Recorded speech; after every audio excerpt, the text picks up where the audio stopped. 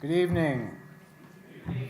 I'm David Ferriero, the Archivist of the United States, and it's a pleasure to welcome you to the William G. McGowan Theater here at the National Archives on this, the 227th anniversary of the signing of the United States Constitution.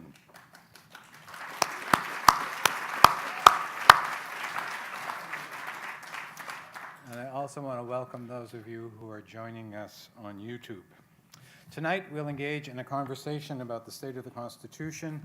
Is the Constitution still working for America? Our panel of experts will explore the relevancy of the Constitution and look at court cases and proposals to amend the Constitution as well. Our program tonight is presented in partnership with the Center for the Constitution at James Madison's Montpelier in Orange, Virginia, about 30 miles north of Charlottesville. This is our 5th year of partnership with the Center and our hosting of the annual Claude Moore Lecture. On behalf of the Archives, I'd like to thank Kat Imhoff, President and Chief Executive Officer of Montpelier Foundation, Sean O'Brien, its Executive Vice President and Chief Operating Officer, Kimberly Skelly, Executive Vice President for Advancement, and Doug Smith, Montpelier Vice President for the Robert H. Smith Center for the Constitution. Before we go any further, I'd like to tell you about 2 upcoming programs here in the McGowan Theater. Next Tuesday, September 23rd at 7 p.m., we'll present the 8th annual Charles Guggenheim Tribute Program by presenting the Oscar-nominated documentary of the D-Day invasion in Normandy in World War II, narrated by David McCullough. The screening will be introduced by Craig Simons, author of Neptune, the Allied Invasion of Europe and the D-Day Landings. Then on Thursday, September 25th at 7, we'll present the film Breath of Freedom, the story of the 1 million plus African Americans who fought in World War II and whose fight we continue back home on American soil. Following the screening, there'll be a discussion including Dr. Frank Smith Jr., Director of the American Civil War Memorial and Museum. The program is presented in partnership with the Congressional Black Caucus Legislative Conference. To learn more about these and all of our programs and exhibits, there are copies of our monthly calendar of events in the lobby, as well as sign-up sheets where you can receive them in the mail, regular mail, or by email. And you'll also find brochures about other National Archives programs. And another way to get more involved with the National Archives is to become a member of the Foundation for the National Archives. The Foundation supports all of our education and outreach activities, and there are application forms also in the lobby. And a little secret, no one has ever been turned down for membership in the Foundation. The Constitution of the United States has endured now for 227 years with very few changes. It's been amended only 27 times, and one amendment repealed another, the 2 dealing with prohibition. Other amendments have been proposed but could not get the approval of 3/4 of the states for ratification. One of them, the 27th and the newest, was proposed in 1789 as part of the Bill of Rights, but not approved by 3/4 of the states until 1992, more than 202 years later. It requires that any increase in the salary of members of Congress not take place until a new House of Representatives is elected.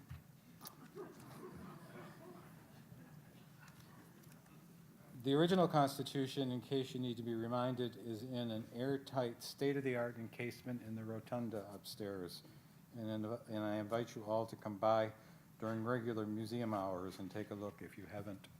This morning we did a naturalization ceremony in the rotunda, 35 new American citizens standing in front of the Constitution. Now on with our program. Doug Smith is Vice President of the Montpelier Foundation, overseeing the Robert H. Smith Center for the Constitution. Doug is the former CEO and President of the Virginia Interfaith Center, where he led the creation of one of the most well-known state-based policy centers in the country. He's also the former Chairman of the Board of Heifer International and was named a Fellow of the Sorensen Institute for Political Leadership at the University of Virginia. To introduce our distinguished panel, please welcome Doug Smith.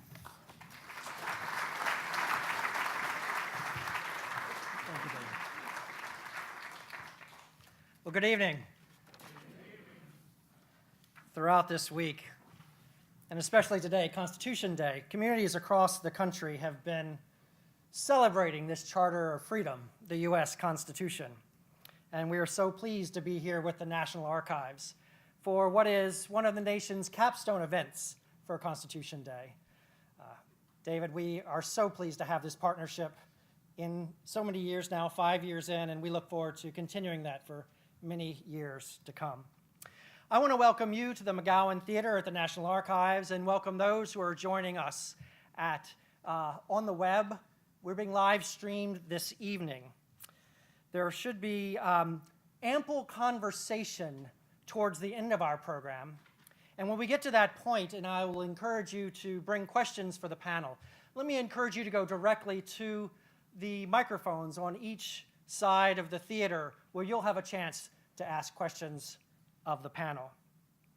So please join me in inviting our distinguished panel this evening, the Honorable Robert Hurt. He represents the 5th District of the U.S. House of Representatives. He's a member of the Financial Services Committee. He's on the Housing and Insurance Subcommittee.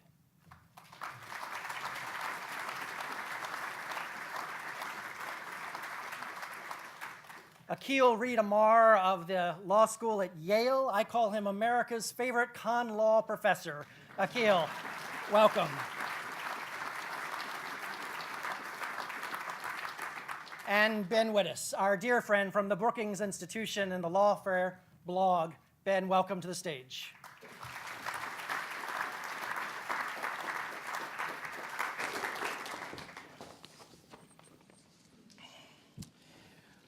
Okay, gentlemen, the question for the night.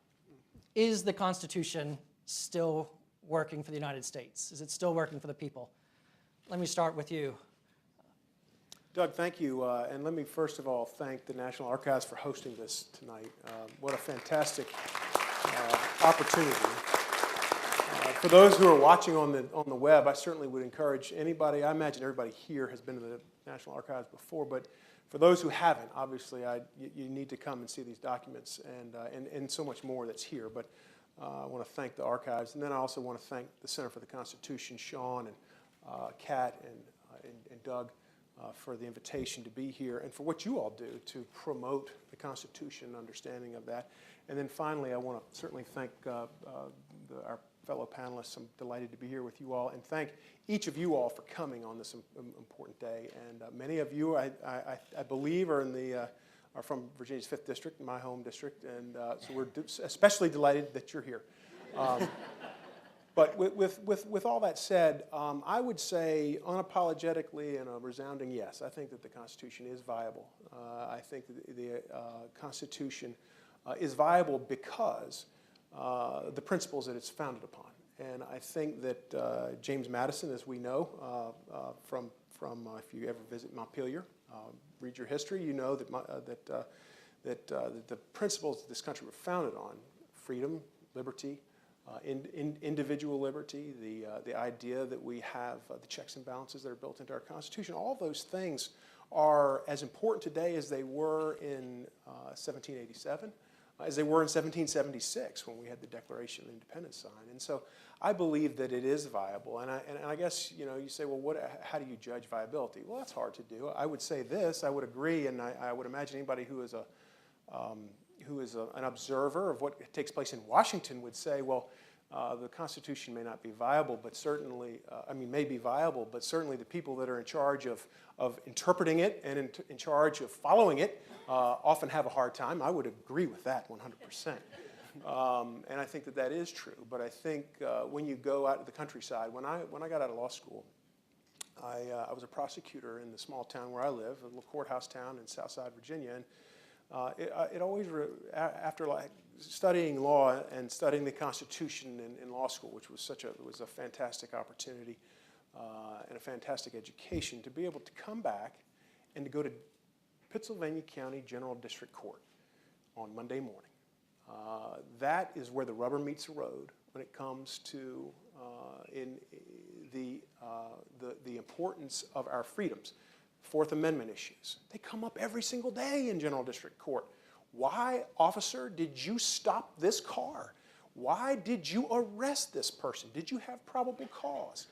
Did you have a reasonable articulable suspicion to stop them? That all comes from our Constitution, and we often take it for granted.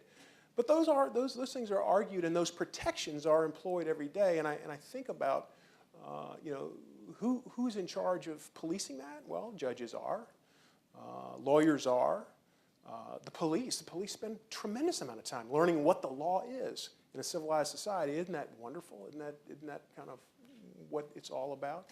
And then I'll just wind up by saying this. I think also, a lot about the fact that, first of all, we have men and women who go across the world to defend this and are willing to die for our Constitution and the principles they represent. I think that's a pretty good indication of viability.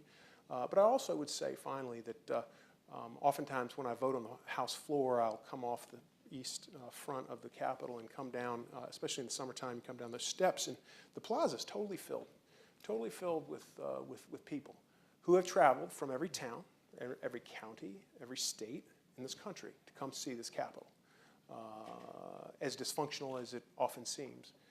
You have people from probably every country in the world that have come to visit this country, and oftentimes are out there, and I don't understand anything that they're talking about because they're speaking in foreign languages.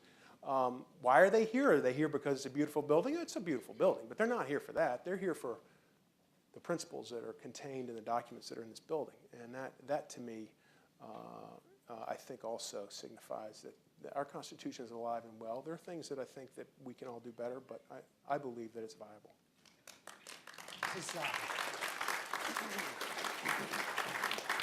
And these are phenomenal comments. You're a lawyer. Mm-hmm. You served as the state legislature, in the state legislature. Now you're in Congress. I mean, I think your perspective is great. We're going to come back to that. But before we do that, let me bring Akhil Amar in here, the Sterling professor at Yale. Akhil, you're watching the cases that are coming down from the Roberts Court and moving up their way through the judiciary on the way to the Supreme Court, whether the court chooses to hear those cases or not. What are some of the most important cases that should be on our radar today that serve as a little bit of a litmus test or a flashpoint about the conversation about today's Constitution?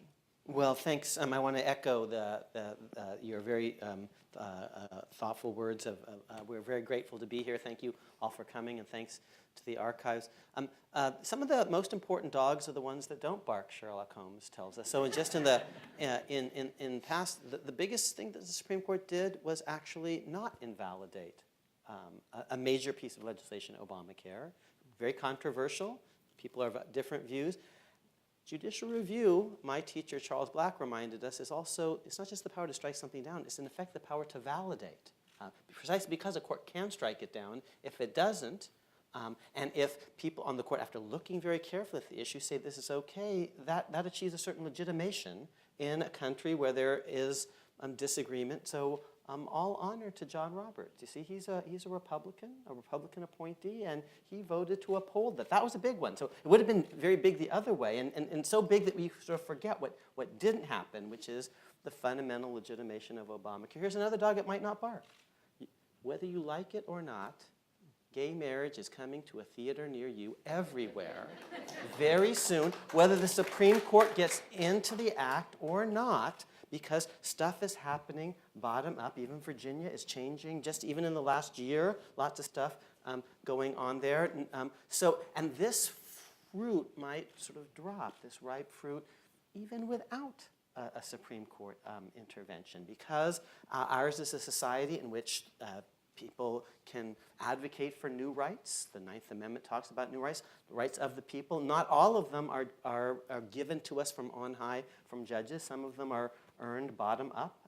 So some of the biggest things that might happen are dogs that don't bark. Let me say one final thing, just because I can't resist on the broader question about whether the Constitution is working. Just take one step back, because I know times are tough for lots of folks, but take a step back. 227 years ago, basically none of the world was democratic.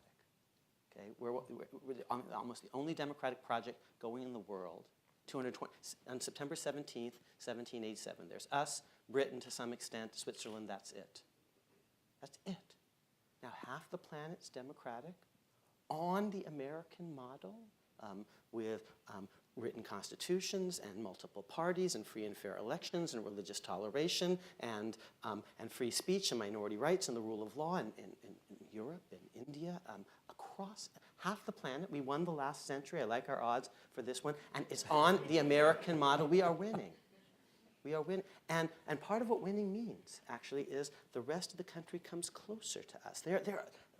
That's what success means, when the world is becoming American, and America is becoming more global. So, and we have our problems, but by the way, so does everyone else around the world. And I still basically think that we remain the indispensable nation. We weren't actually in 1787 quite. We had an idea, but the military, political, economic, cultural, legal success of the United States Constitution is basically one of the biggest facts of the last 227 years. Well said.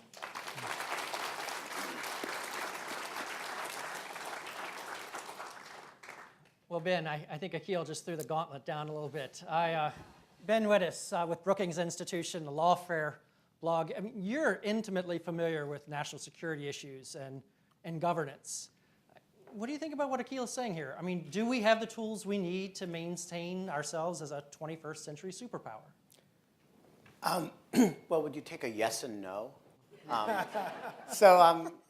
First of all, I'm actually not going to echo all the thanks, only because I don't want to take up time. So consider them incorporated by reference. Look, there is a very distinguished line of thought, perhaps most pithily encapsulated by Judge Richard Posner, that the Constitution is not actually adequate to contemporary national security challenges. And Judge Posner, I think, said it in an interview with me, actually. And the line is, the Constitution is old and short. And this is actually, I think, a deep insight and a deep challenge. So if you look at, has anybody here actually read the Maastricht Treaty, which is sort of the closest thing the EU has to a constitution? Right, there's a reason. Let the record reflect that the no hands went up. And there's a reason for that. And if I ask this audience, can anybody here quote a single line from it? I'm going to get the same answer. And the answer is because the Maastricht Treaty is new and long, right? And it actually reads, if you actually spend any time with it, it's turgid. It reads more like the Code of Federal Regulations than like the US Constitution. And you can't actually find in it anything that resembles what you would call a principle. It's a set of, and this isn't a criticism of it. It's actually just an observation. It resembles, it is a list of agreements and working operational structures for an existing set of states to cooperate. The Constitution doesn't read like that. And by the way, where it does, those are the parts we don't remember. So people, like everybody remembers the First Amendment, people don't tend to focus on the Seventh Amendment, right? And the reason is that the Seventh Amendment creates civil trial by jury if the amount in controversy exceeds $20, right? And there's something not so timeless about, about a non-inflation adjusted, dollar figure. And what we remember about the Constitution is that and the reason it remains viable over these very, very long periods of time is that it creates rules of permission and restraint, and that it creates structures for democratic polities to make decisions and assign accountability for those decisions. Now, in the immediate post-9/11 period, I think Judge Posner's observation was a very plausible one that, hey, we're flying scary flying robots and killing people with them. There's no scary flying robot clause of the Constitution, right? The only thing the Constitution has to say about surveillance is that it should be reasonable, or that it should not be unreasonable, and that you generally need a warrant except when you don't. it says that Congress has the power to declare war, but by the way, the president also is the commander-in-chief. There are these sort of very broad and very non-specific ideas. Congress has the power to make rules of capture on land and sea.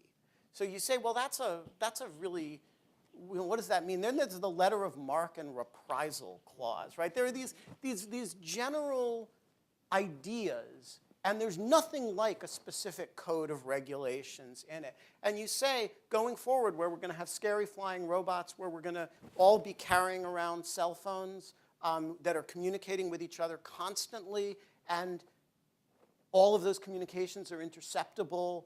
All the data that phone generates is interceptable. We don't have a humans turning into cyborgs clause of the Constitution either, right?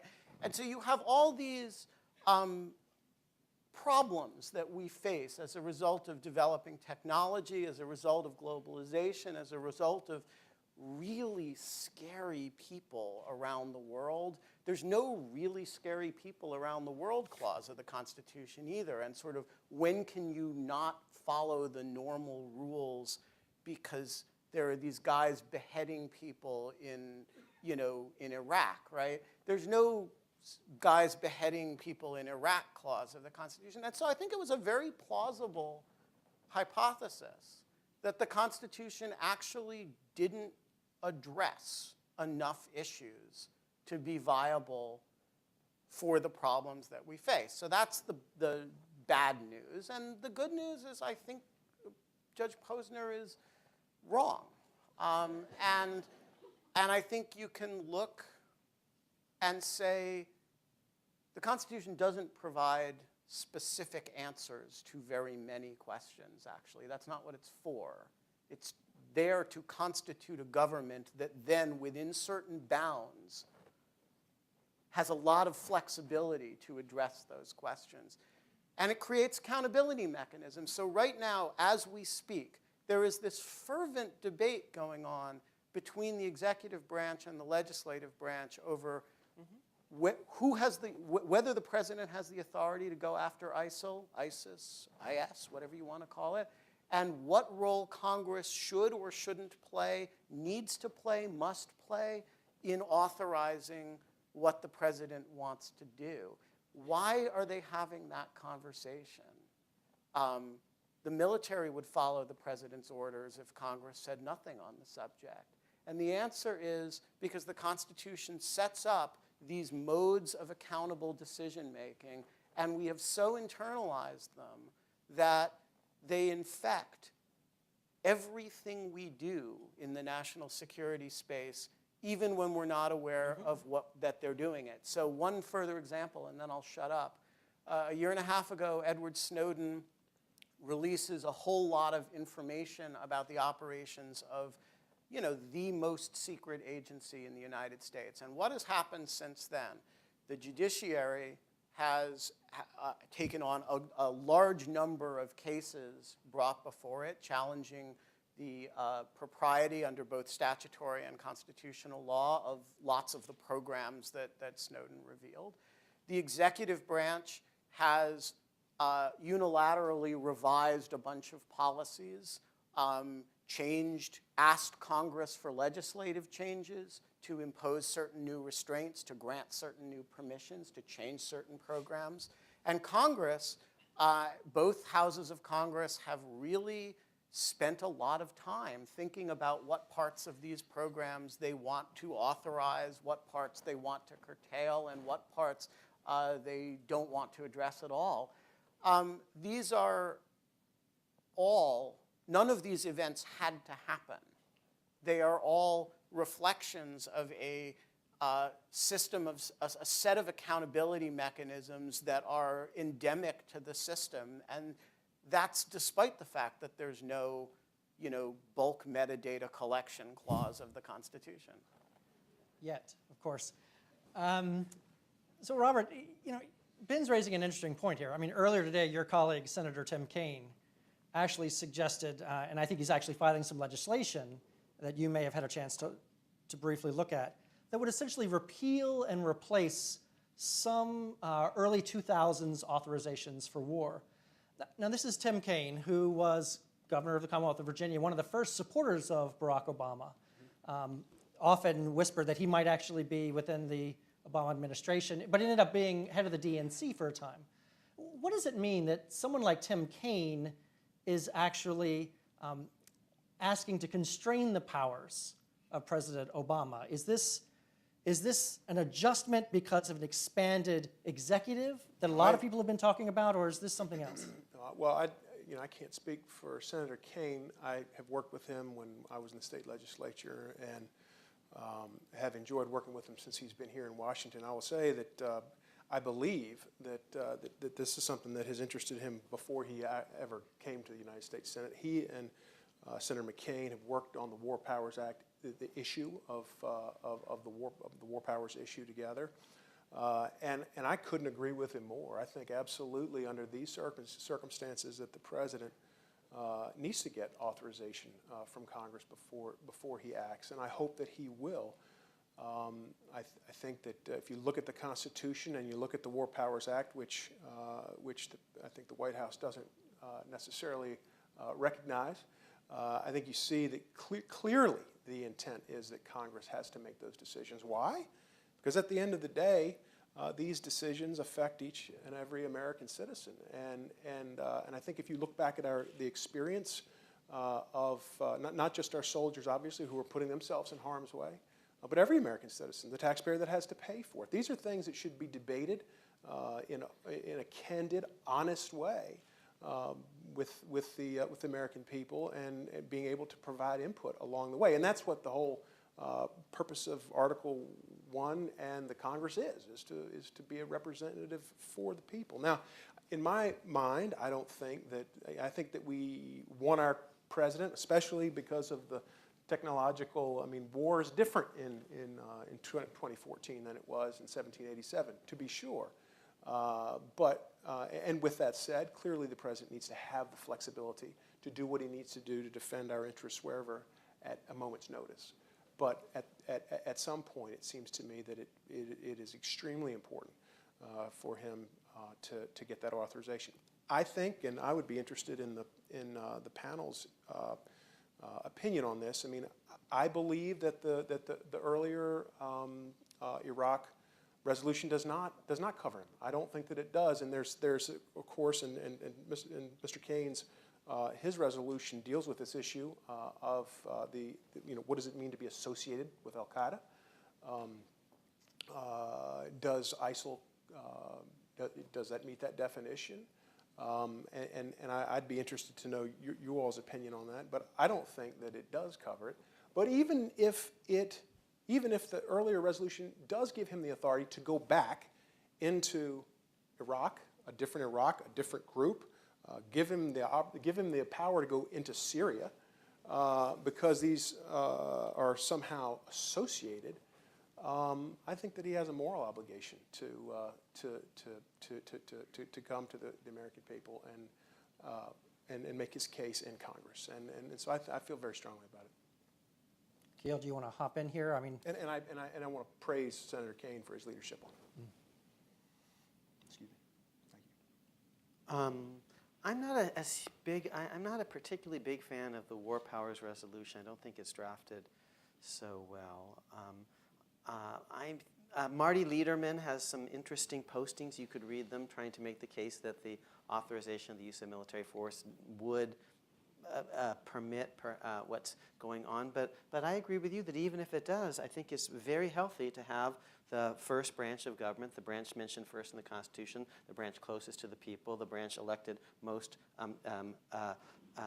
frequently by the people, so closest in time to the last election, weigh in on this thing. And so I think that's wonderful, healthy. What did Ben say earlier? He said, so much about the Constitution you just take for granted. Here's an amazing thing we take for granted. We hold elections every 2 years, come hell or high water, like in the middle of civil wars. They don't do that other places, even great places like, let's say, Great Britain, which may be in the middle of a secession right now. We're not having that, okay?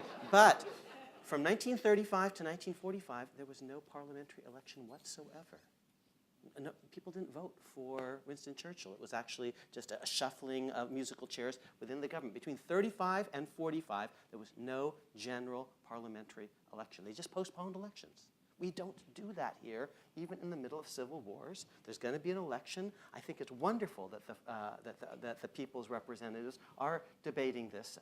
And even if there is formal power that the president has, I think it's not well used if Congress is not on board on this, because those things generally don't end well. One final, biggest problems that we face, just again for some perspective, we've got lots of challenges around the world. Just to remind you, 200 years ago this week, this place burned to the ground. Okay, so one big question is this a threat to the homeland? Is this over there? Is it somewhere in between that? But I welcome this great congressional debate, which is connected to a great debate among the citizenry that is called the November election, and we hold them, and that's not to be taken for granted, but we do, because the Constitution has succeeded. You don't even think, oh wow, that's interesting. They're going to hold an election in November. Well, so I'm in a slightly awkward position here, actually, because I actually consulted with Senator Kaine about the legislation he introduced today, and so I'm a little bit awkwardly positioned to address this. A few thoughts. Number one, I have been one of the people, and I have taken a lot of criticism over the last several years for being generally supportive of the administration's vision of what it means to be an associated force with Al-Qaeda covered by the 2001 AUMF. I and my co-bloggers who have taken that view were all shocked by the proposition that you could conduct a major campaign over a protracted period of time against ISIL on the basis of the 2001 AUMF. I think that is, and I say this as somebody who has very energetically defended prior claims that, for example, AQAP, Shabab, various entities in the AFPAC region were plausibly understood as associated forces. I find the administration's contention here very difficult to defend, and I won't defend it. So that's, I think if you want, I think it's the idea that you would have a sustained military campaign without a congressional authorization here is, I think, troubling and disturbing. And it's an interesting thing that we don't talk about it in the language of, shock at executive power that we would talk about it, say, if this were Dick Cheney. There is actually, it's an interesting sort of hypocrisy in our political system that the most extravagant, unilateral, overseas war powers claims actually aren't made by the people who have the broadest theoretical understanding of war powers, right? So the great overseas military adventures of the Bush administration are all very specifically congressionally authorized. This one is not. The Libya one was not. The Kosovo one in the Clinton administration was not. And I think we have a way of letting the people who, in fact, believe in less robust assertions of executive authority in the war powers arena get away with making, in fact, much broader ones in this particular space than we do the people who are actually advocates of broad executive power. I want to say one word about Senator Kaine in this. He and I, there are a lot of things that, we're not from similar political space about. his attention to this issue is a model of the way legislators ought to behave. And he has been deeply personally engaged with, at a very granular level, with the details of what Congress should and shouldn't be doing at the level of statutory language, at the level of, at a theoretical level and at an operational level, what specific activities do you and don't you want to be authorizing?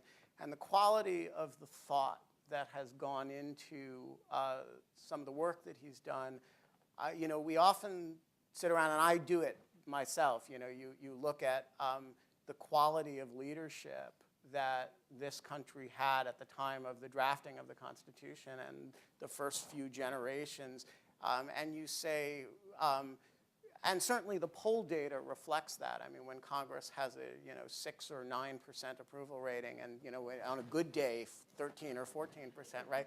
People aren't sitting around with enormous admiration for their leadership. And the president has a 40% approval rating, which is very low, of course, for a president, but it's dramatically higher than his interlocutors in most of these conversations. I have and this debate over ISIL and authorization is one in which has not shrouded either the legislative or the executive branch in glory, right? The executive branch is basically saying, well, first of all, the president said a year ago we need to move to end the war and repeal the AUMF, and then turns around and has an extravagant view of what it incorporates. And Congress's institutional posture is just don't make us vote before the election, which is, hardly an attractive posture. That said, there are people who are doing the work that you would want legislators to do in the fashion that you would want legislators to do them. And I read the the Kane proposal. You may disagree with parts of it. You may agree with parts of it. It's not the bill I would have written if I had been a senator. There's a lot of good thought in it. Ben, you brought up the polling, and I don't think we want to govern by poll, certainly. But admittedly, Congress is at a 14% approval rating, which is 5% higher than it was last year at this time. Well, the government's open this year. And there's a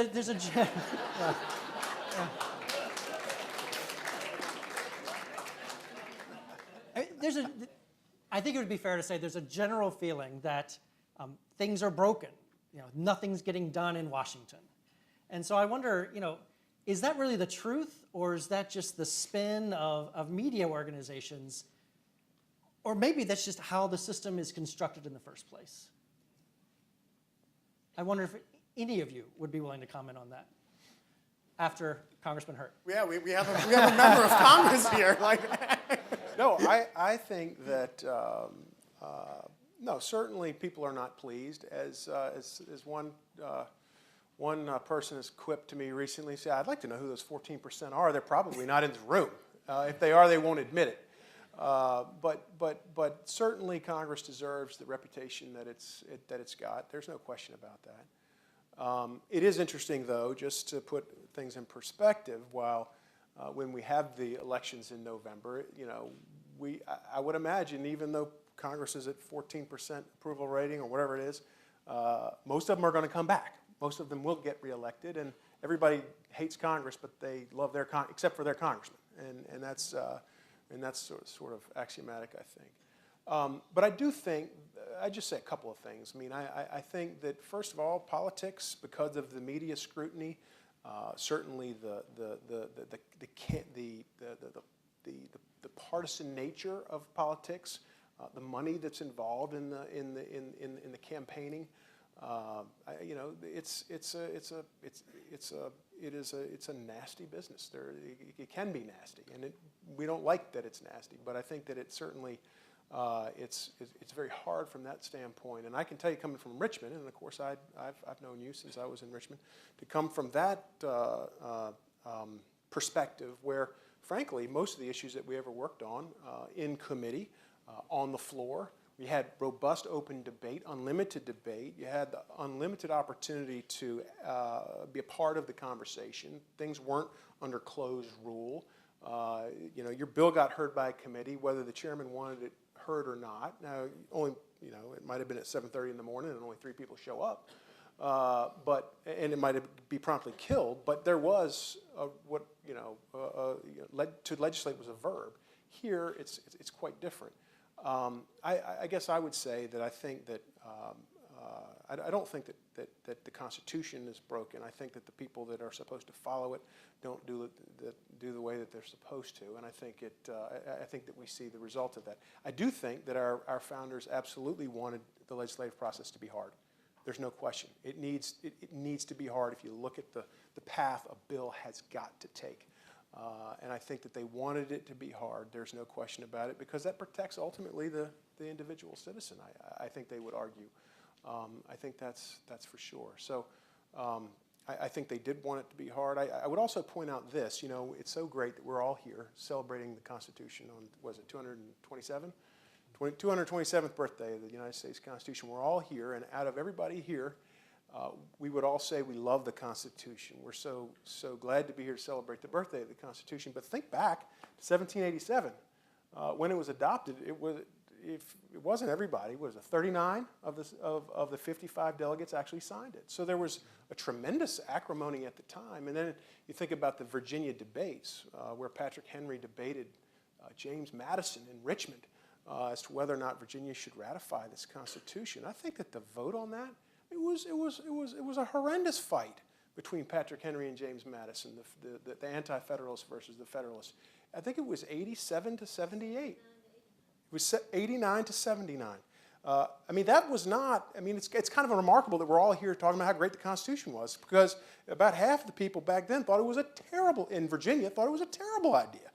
And so I say that we, you know, sometimes we need to take things in stride when we see all of the acrimony, because I think our Constitution can withstand it.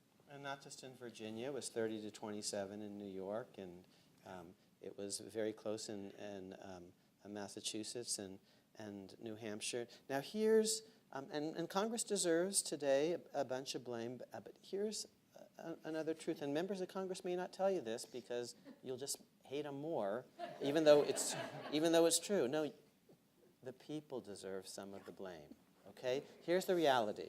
The reality is the American people are very deeply and closely divided. And so that's why one house of Congress is controlled by one party and another house by another party.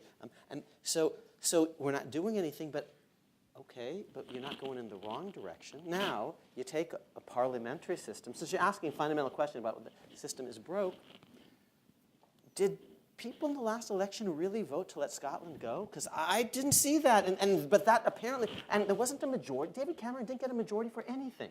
In fact, there were 3 different parties, and no one got a majority. And then after the election, there's just like a bunch of horse trading. You had no idea in that system whether after that election you were going to get a coalition of national unity between the Tories and Labour in the middle, or a left coalition of liberal Labour, or what we ended up getting, which is kind of weird, liberal and conservative. So in a parliamentary system, they can do all sorts of stuff, and they don't really have a mandate. And a soft election, not that many people show up. So ours is a system in which, yes, it's kind of hard to do stuff if the people aren't for you, and we sample them in these different ways, 6 years in the Senate, 2 years for the House, 4 years for the presidency. Sometimes it's in districts, sometimes it's statewide, sometimes it's national. That's because there's no one perfect way of counting votes. But part of the problem, and you can't quite blame Congress, part of the problem is you all are divided. We are a deeply divided country on a bunch of things. And our government is, to that extent, sort of still a reflection of the citizenry more generally. And they're not going to quite say that because you know, if they basically say it's your fault, you're going to blame them a little bit more. But I'm not running for anything, but as an academic, as a political scientist, I think Congress shares plenty of the blame, and so does the executive branch, and money in politics, but some of it. So money.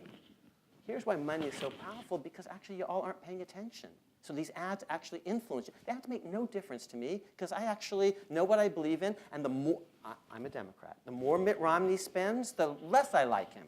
You know, Linda McClain, she ran for the Senate. She spent a ton of money. Oh, I was so delighted. She's pumping all this money in the economy, and I still vote against her. It makes me feel good. And secret ballot, okay?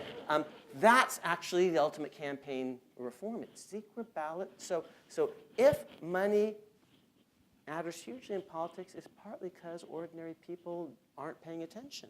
You know, because if they were paying more attention, all these ads actually wouldn't have much of an effect, because you would know what you really think. So yes, blame them a little bit, but truthfully, we have to hold a mirror up to ourselves, truthfully.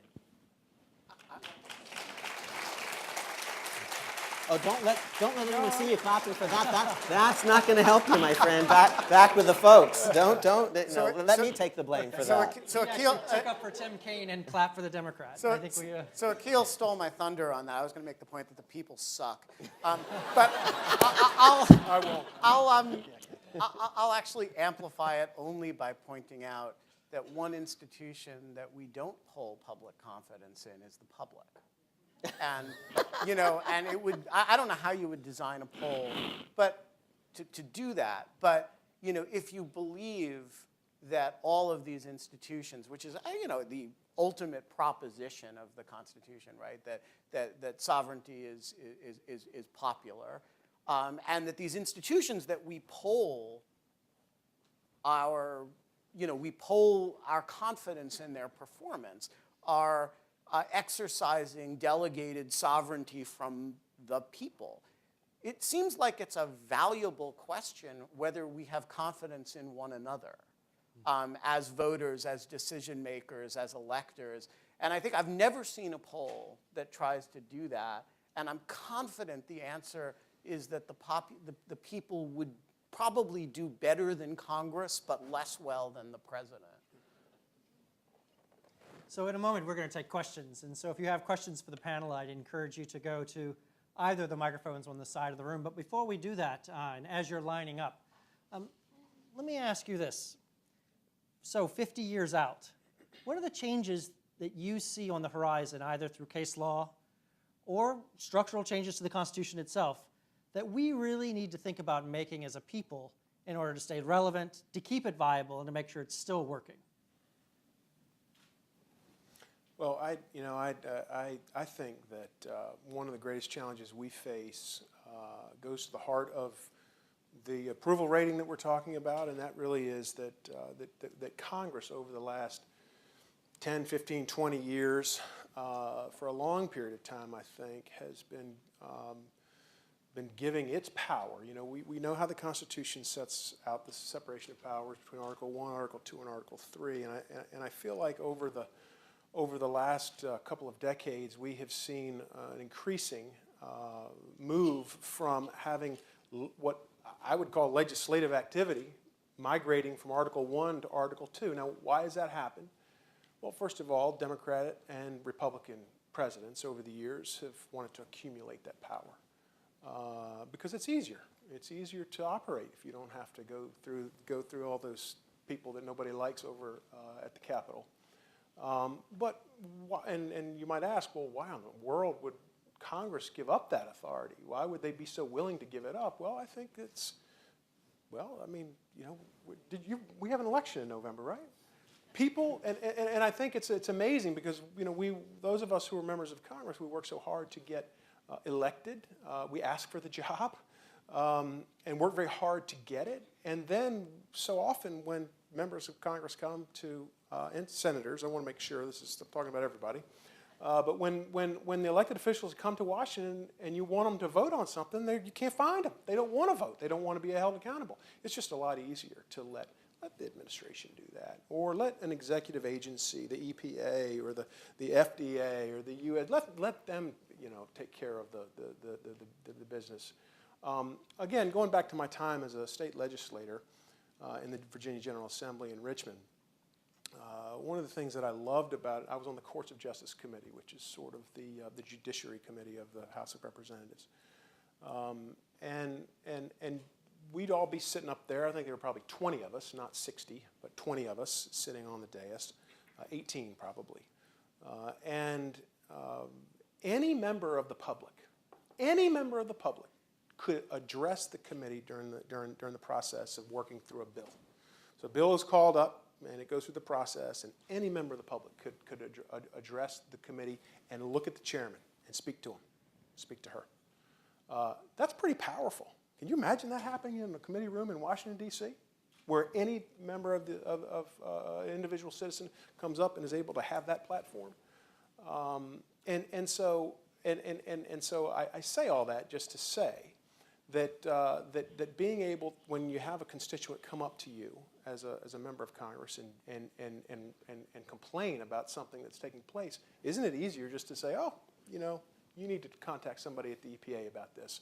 I didn't do that. Well, that's a problem. And so I think that what we've seen, if you go up and down Constitution and independence, and look at the massive monuments, I call them monuments to bureaucracy and executive power that have been built in this town. And you think about the tremendous resources that the private sector and those who want to lobby their government, they spend, not to lobby members of Congress, but to lobby executive agencies to get what they want. You think about that, and I think that you see readily that on this course, I fear that executive, and it filtrates through the issues that you all have talked about, especially as it relates to the war powers issues. But I think that that's something that we have to rein in, and I don't know what the answer is.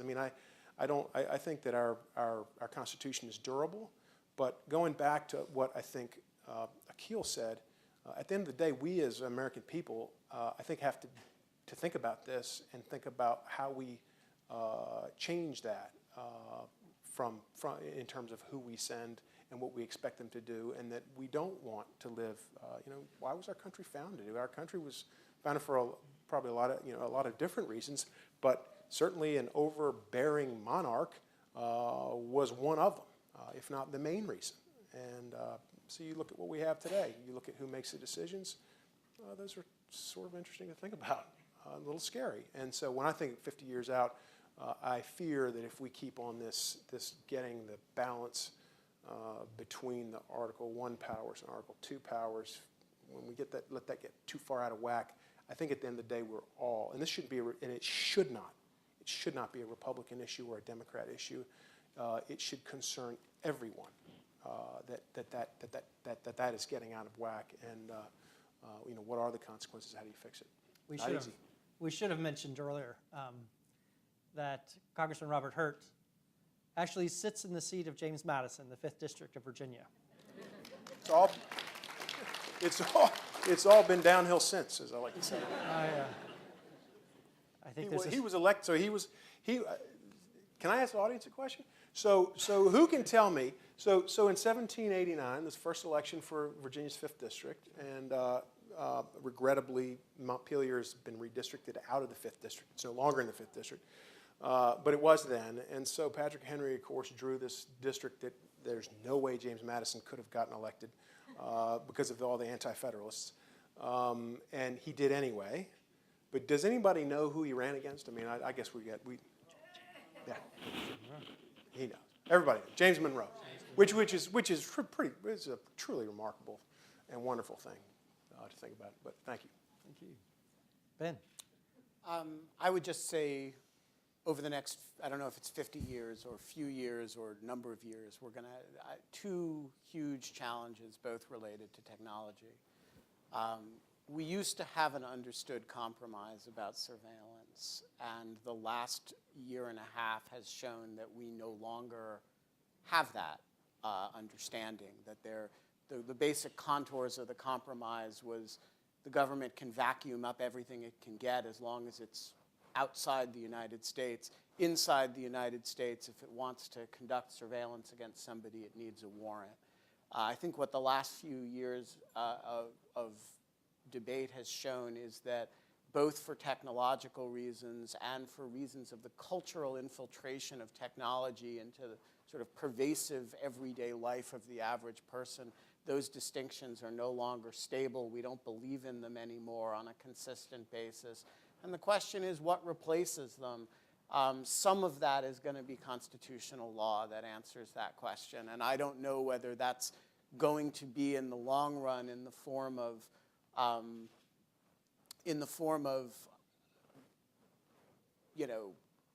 case law, or in the form of some form of constitutional amendment, or probably at the more what the other countries call basic law, which is statutory law that is so firmly entrenched in our consciousness that it acquires an almost constitutional level. But these are areas that whether you think about them as fundamentally surveillance issues or fundamentally privacy issues, they're issues that we've opened up a huge fissure in the society that's getting wider, not narrower. And I think the Constitution is going to have to adapt to that one way or the other. Second one, which is not an issue, it's issue specific, which is government takes too long now. And the question is, how do you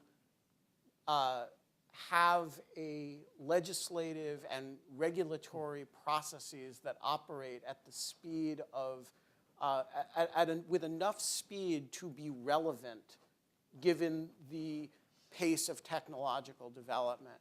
And these are, I quite agree that the Constitution was designed for the legislative process to be hard, and that means slow. But we have run into a point in which we have all these issues where by the time you reach any kind of legislative consensus, the point is moot. And that problem is getting worse and worse and worse across a wider and wider range of areas. And just the structural question of how do you, without undermining deliberation, speed things up and make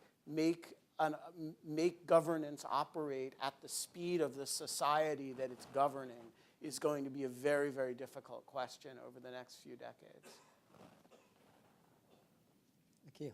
So 227 years ago, the framers created an audacious continental democracy, the likes of which had never been seen in world history. Democracy had existed only in tiny little city-states. What was basically being proposed was nothing less than world government for a new world, for a continent separated by vast oceanic moats from the ancien regime, from the old world.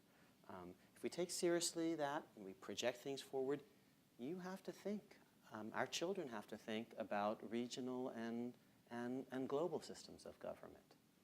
Because actually problems and opportunities exist on a global scale, whether we're talking about pandemic viruses or international terrorism or nuclear proliferation or climate change.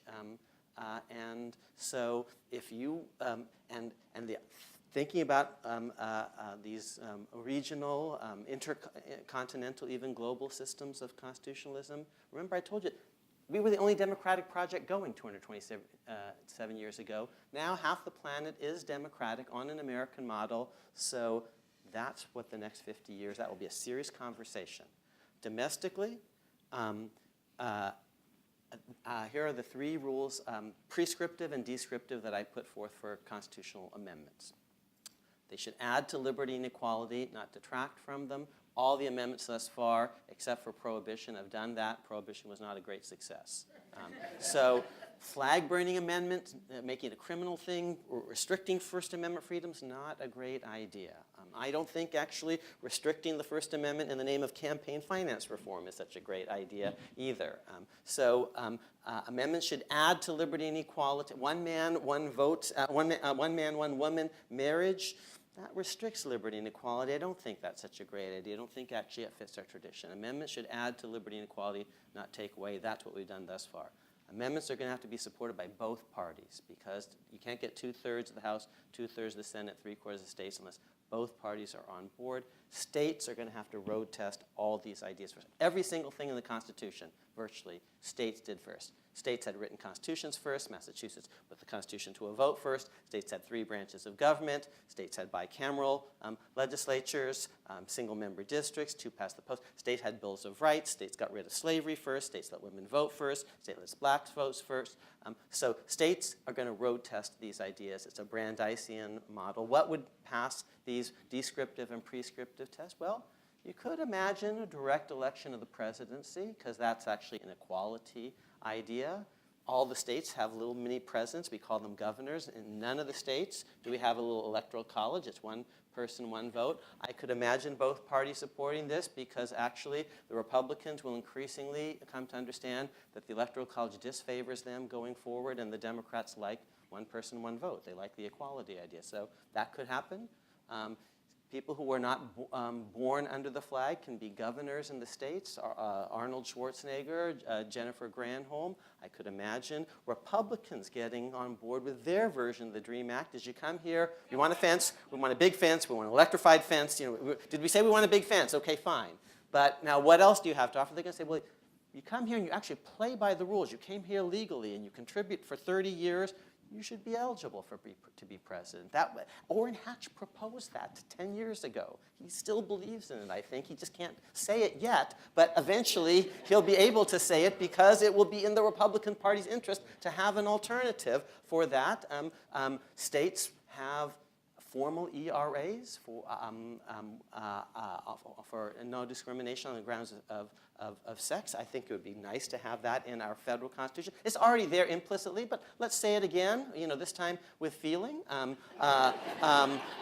States are giving us a gay marriage, and sometimes in state constitutions, and I could imagine actually that being something, because both parties eventually are going to find it in their interest to do it. It adds to liberty and equality. States are doing these things first. So those are the 3 principles. And those are both descriptive and prescriptive principles.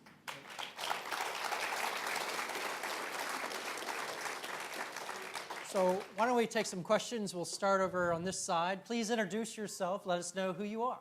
I'm Ellie Pugh, and do you think that the Constitution will ever be completely rewritten?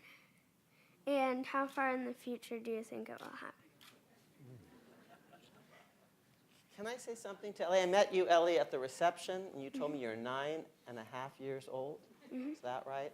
I think I came for the very first time before adulthood to this building when I was 9.5 years old. And it changed my life, this building, the National Archives. So thank you, David, for that. Now, Ellie, you should have your parents give you a $1 bill. They'll do it. I met them there. And on the back, you see there's this pyramid, mm-hmm. and it's unfinished. I think America's constitutional project will keep going on. When it says it's a more perfect union, but I don't think we'll ever get there. We're always building. I don't know if we're going to actually rewrite the whole thing. It's interesting. We've added amendments to the end. It's like James Madison called it a careless written letter. It's so many postscripts and post PPSs. They didn't rewrite the thing. Most state constitutions actually, when there's a new amendment, they kind of word process the thing. They rewrite the main text. But here, we just say, oh, and another thing. Oh, and another thing. And we just kind of add them. So I'm not sure we're going to rewrite it. We haven't done that since Philadelphia and 227 years ago, but we're going to add a bunch of amendments, and the pyramid will keep growing and growing and growing, but I don't think we'll ever get there. I don't think it'll ever be perfect. But I do think that your generation is going to have a lot to say. You have to figure out what you want to put on top, as the next layer of that pyramid. Do you know, can you tell us what the preamble of the Constitution says? Do you know a little bit about it? It says, "We, the people of the United States of America." That's a very good start. That's like half of the Constitution right there. But here, so we, the people of the United States, we do ordain and establish the Constitution. That's what began 227 years ago. But here's one little piece of it that was written actually just for you. It says to secure the blessings of liberty to ourselves and our posterity. They were thinking about later generations. They were thinking about you. And you have, I think, obligations to them to try to make the Constitution even better for your children, still unborn, and so that's actually the challenge of your generation. That's what I believe.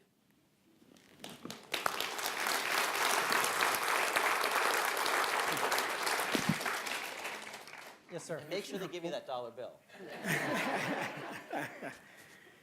Yes, pending in the U.S. District Court is a civil action to enforce the malapportionment penalty of the second section of the 14th Amendment to reduce the representation of representatives in Congress in states that award their electors on a winner-take-all basis that is not grounded in state law. In the former Confederate states, that's North Carolina, South Carolina, Georgia, and Alabama. Why is this provision? Well, this is to correct the 15th Amendment, which is working for the Caucasian, but is not working for the non-Caucasian.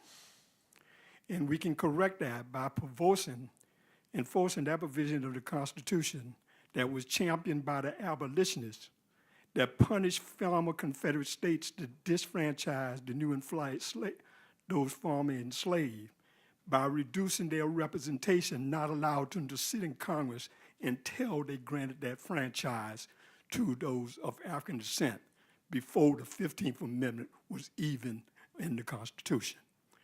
Why is it that progressive organizations are not trying to enforce this provision of the Constitution? It's Gordon versus the clerk of the House of Representatives. I'm the Gordon. One of the most interesting things about the written Constitution is that it endures. There are clauses, they are dormant. They're not enforced for long stretches of time. But then, like Sleeping Beauty or Rip Van Winkle, they do have the ability to reawaken and be re-energized. When I went to law school, people used to kind of scoff about the 10th Amendment. It was kind of a punchline to a joke. And now there are lots of people, but it was in the Constitution. So people, and so it always had the possibility of being reinvigorated, as it, I think, has been legally and politically. 15 years ago, not so many people thought the Second Amendment meant much of anything. There was very little case law about it, but it's in the written Constitution and has this capacity to reawaken. There are still clauses for long portions of time. Lots of the 14th Amendment, even Section 1, wasn't really enforced. And then the Warren Court came along. There's a part of the Constitution, the Republican form of government, hasn't been very robustly judicially enforced. There's a lawsuit right now in Colorado actually trying to make it justiciable, make it more enforceable. Section 2 hasn't been enforced of the 14th Amendment. It's conventionally thought for a very long time. We actually have the world's expert on Section 2 of the 14th Amendment here. It's not yours truly. It's actually a student of mine who wrote a brilliant paper on this. He's sitting right next to you, so you should ask Tom Schmidt. Raise your hand. He wrote a great paper on this, and raise your hand, Tom. Okay, you can talk to him afterwards, because he wrote a paper on this dormant clause of the Constitution, and you should talk to him afterwards about what happened to that clause. So, invite me to Yale. I can make a presentation on this, and I can interact with him because I well, Tom is now at Columbia, but... Next question. Thank you. I'm Leonard Oberlander, and I would like to hear some views on whether or not two seminal factors are helping to make the Constitution work or not. One is from the Supreme Court, the statements that Supreme Court justices' decisions will be made including personal conscience. Someone said, I will not make a decision without my personal, or without a matter of conscience. The second is whether Supreme Court decisions should be made on the basis of international court decisions, which is something that was never, neither of these was ever, as far as I could see, mentioned in any of the papers that was circulated to the people when the Constitution was written, or even very long after that, until this particular decade. Thank you. I'm not an expert in the Supreme Court, and I'll defer to my colleagues for their answers. But I will say this, certainly on the first question, that the part of why the Constitution is so important, and why I think the marriage of our constitutional Republican form of government, the marriage of that to a free market economy, has been so successful is because of the rule of law, because of private property rights. Those are the things that have made this country so successful over the last 200 plus years, have made this country so prosperous and wealthy. And so I think it's important to point that out. The reason I say that is I believe that judges must follow the law. They must follow the law. And when they fail to do so, I think that they jeopardize our entire constitutional system. And if they find themselves in a place where their personal conscience is at odds with following the law, then they need to step down from office. They shouldn't be allowed. They shouldn't allow themselves to have that. On the foreign law point, this has been the subject of a very heartfelt debate over a fairly protracted period of time between Justice Scalia and Justice Breyer, both of whom have spoken about it. They've talked about it, I think, together, actually, in public, and they've, I think, sniped at each other in written opinions on the subject as well. And I think,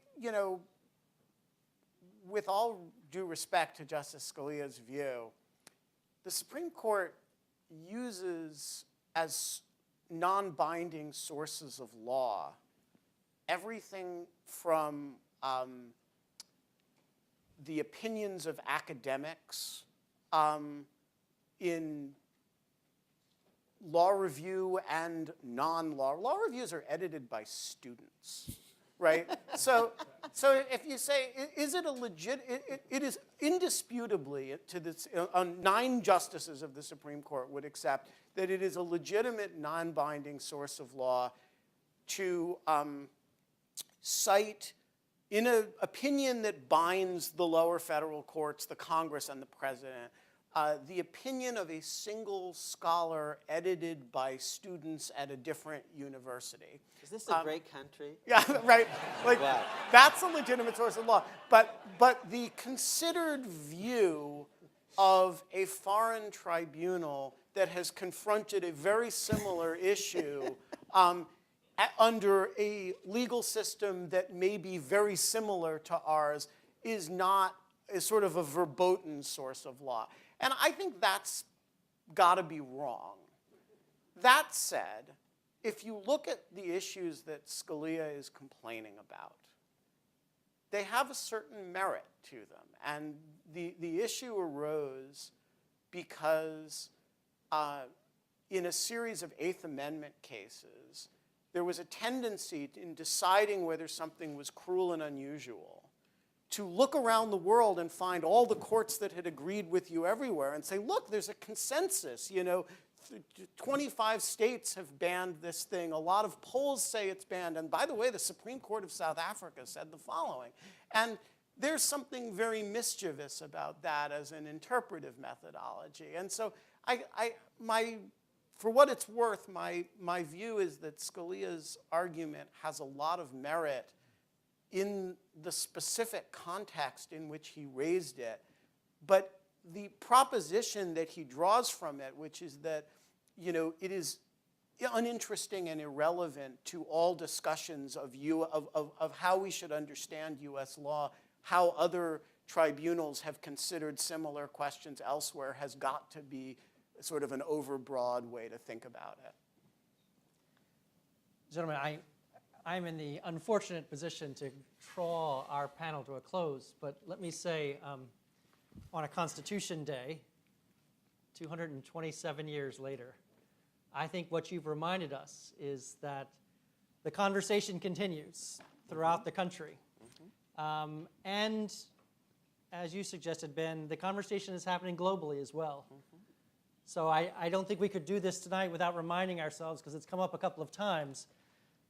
Some friends of ours in Scotland go to the polls in just a few hours, and I just wondered very quickly before Kat Imhoff closes us out, up or down, how do you think it's going to go? Are we better together? Are you asking for a normative view or a prediction? I would love the prediction. How do you think it's going to go tomorrow for the Scots? Oh, I think it's looking bad for unity. As much as I hate to say that. People are in a sour mood all around the world, but I think that would be unfortunate. I agree it would be unfortunate. Yeah, I think it'd be a tragic mistake, but it does look like, from all reports, that it certainly seems to be headed that way. But we shall see. We shall see. Gentlemen, thank you very much. Thanks. Thank you.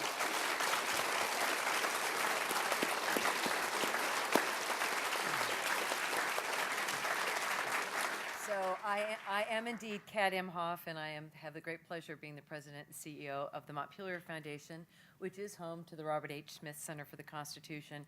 This has been a wonderful evening. I want to thank our co-host here, actually, David. This is the National Archives. You've just done a wonderful event. We love doing this with you. And of course, the Claude Moore Charitable Foundation has been our supporter, and our panel.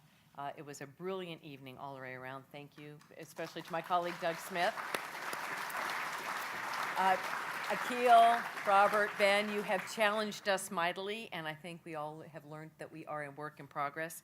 We cannot end this evening without a quote from James Madison, who noted that the Constitution ought to be regarded as the work of many heads and many hands. And I would say, of course, our Charter of Freedom continues in all of our heads and all of our hands. This is indeed Happy Constitution Day. Come visit us at James Madison's Montpelier. Be safe and be participatory. Thank you very much.